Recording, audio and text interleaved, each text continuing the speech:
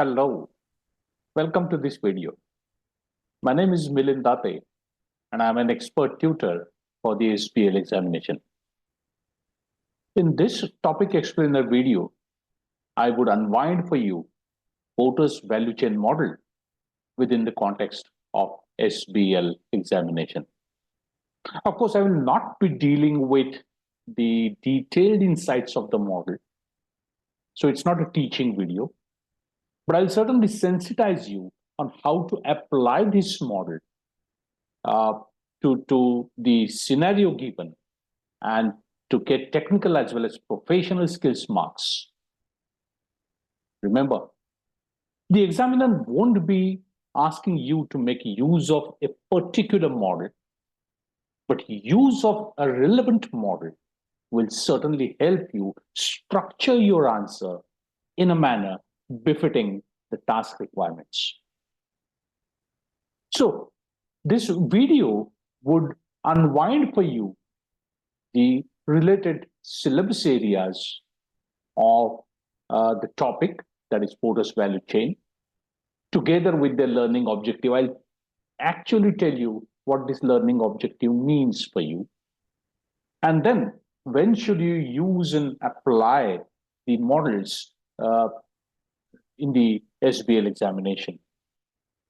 And while dealing with the requirements, I'll also let you know some of the common pitfalls which the examiners have pointed out time and again after every exam diet, which you need to avoid. And I will demonstrate to you with the use of past exam questions and related examiner comments. So you need to understand that to pass an SBL examination, you must understand how the model should be used, applied. You won't get marks just for stating and elaborating the theoretical elements of any model. Marker will look for how you support your answer using the parameters. For example, here in the case of Porter's value chain, by supporting it with evidences from the given exhibits. So let's look at how the learning objectives related to Porter's value chain are articulated within the syllabus. It's part of section C related to strategy. And the learning objective clearly requires you to apply Porter's value chain. And what's the purpose? The purpose is to assist the organization to identify value-adding activities. And this is with a view to create and sustain competitive advantage. So the two aspects of it, one is to identify value, and secondly, understand how these activities create and sustain competitive advantage for an organization. So, of course, theoretically, the model looks at the primary and secondary activities. The activities could either be performed internally by the business organization or through its network with external partners as well, either wholly or partially. So, through such an assessment, entity will be able to identify its own competitive strength. Of course, if you look at that way, inherently, the model is considered useful only for manufacturing organizations, but it could also be applied to service and technology companies to a large extent. Again, I reiterate, merely reproducing the theory and generic points won't get you marks in SBL. But you should be able to use it within the context of the given scenario. So let me guide you on how possibly one can make use of Porter's value chain model in an SBL examination. Of course, before I demonstrate that to you, let me advise you you should on how and what you should prepare before you start practicing questions on this particular topic. So if you refer to the ACCA Study Hub, I tell you should go through chapter number 10.3 from ACCA Study Hub that takes you through the concept of value chain, depicting how the primary and secondary activities create value for the organization. Then it also talks about how companies create competitive advantage through the processing efficiencies, economies of scale, etc. And it also lets you understand how the integrated value chain networks work. The integration of value chains of your supplier, your firm, your distributors, your ultimate customers, how do they work in tandem so as to create and sustain value? And how the companies get control over the value chain by vertical integration, either backward or forward integration. This learning will certainly prepare yourself to be ready to tackle questions on the topic. So let's look at how this question is tested in the examination. I'll pick up a question from March-June 2023, which indirectly tells you to make use of this model. The question, of course, requires you to prepare briefing notes for the purpose of, operations director to assess the extent to which the NT company's current value-adding activities in 6 key areas would add value to computer games operation. Now, to tell you a little bit of a background, that NT's current business is that of a toy manufacturing, that's physical games. And its proposed new business is computer games, which is digital games. So this value chain will have to be applied for the new business, computer games operations. And of course, the context given to youth in the form of information and exhibit is the primary activities. So the exhibit lists various value-adding activities, and how do they add value is also explained side by side. The activities being related to design, manufacturing, planning and scheduling, forecasting, sales, marketing, and brand management, after-sales service, and logistics. With use of this existing primary activities scenario,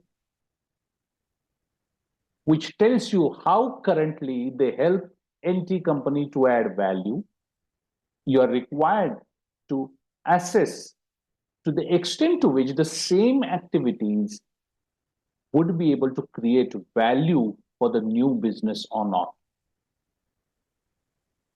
So let's see what the approach should be used to make use of Porter's value chain model in this case.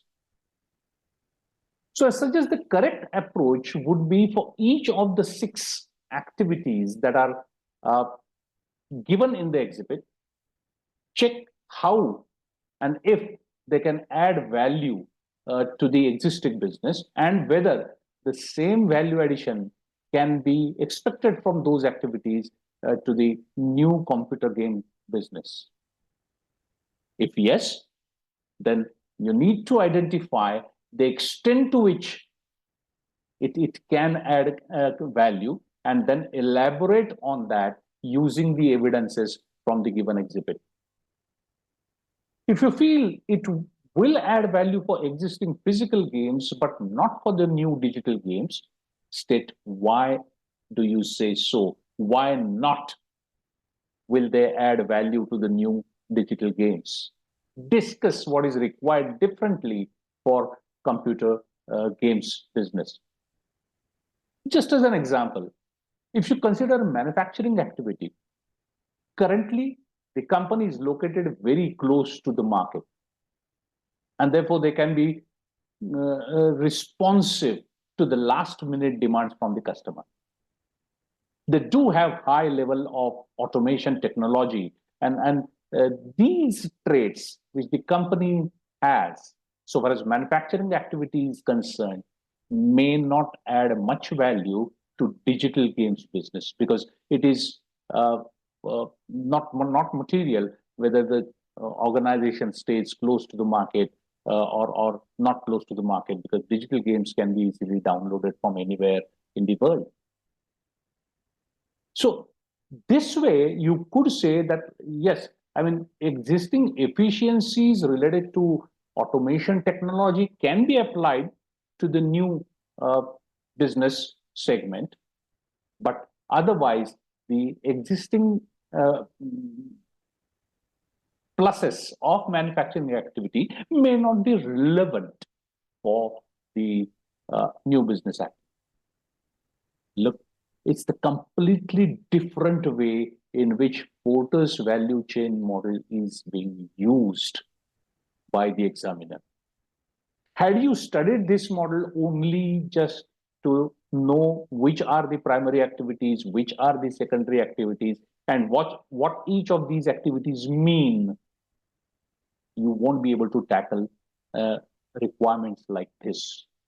Unless you understand the crux of each activity and then be able to analyze as to how that activity would create value for the organization.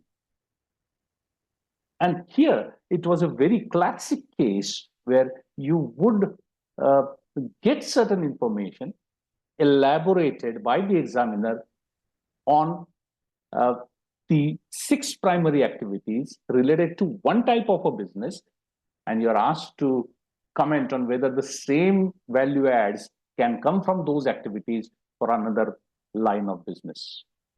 Unless the concept is really thoroughly understood by the students, it won't be possible to ensure a pass in this kind of requirement.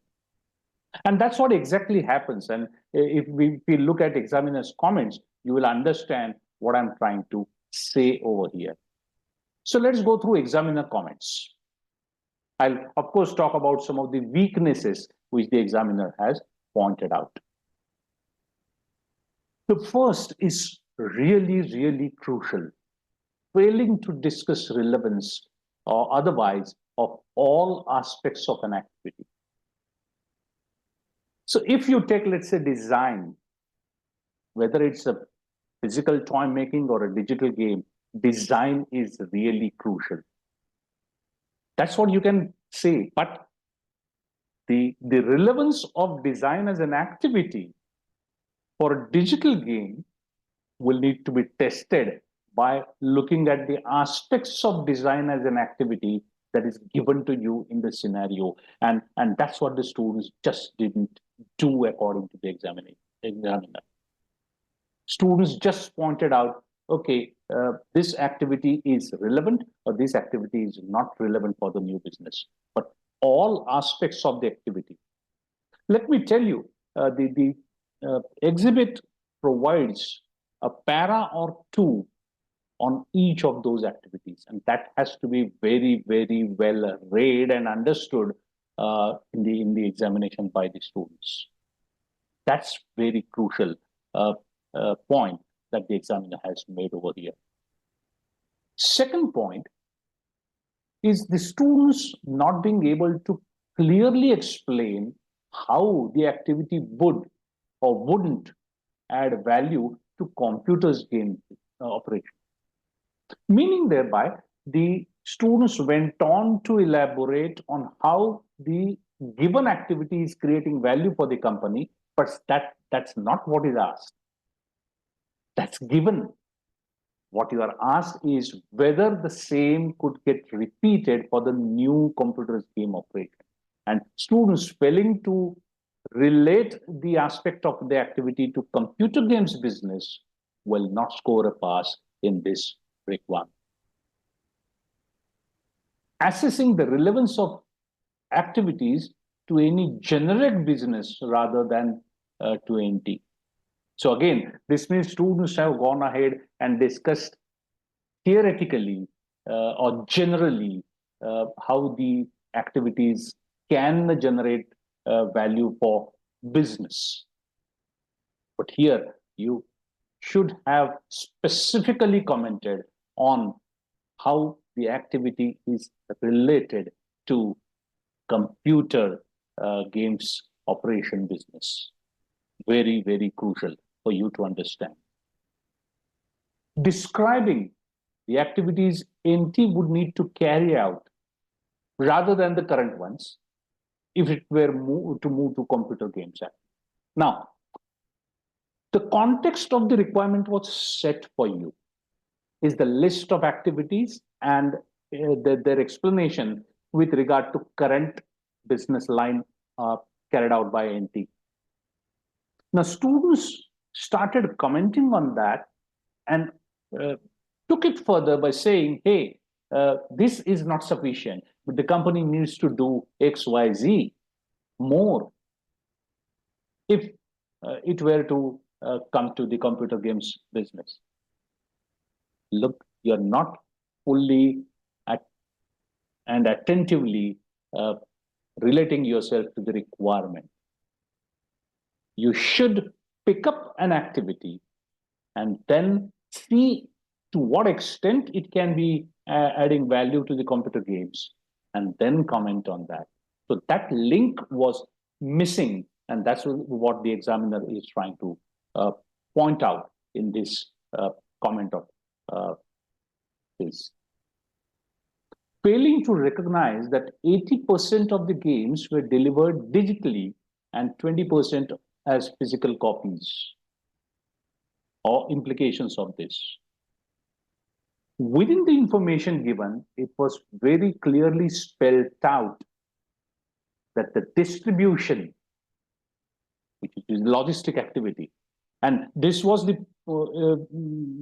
value-adding activity that was the most weakly answered according to the examining team. Logistics. 80% of the games are distributed online, digitally, and 20% as physical copies. Now, this would mean existing efficiencies of distribution were hardly useful in case of, the existing business as well as the new business. What you require is certainly the digital distribution channel. And that is exactly what the examiner is pointing out.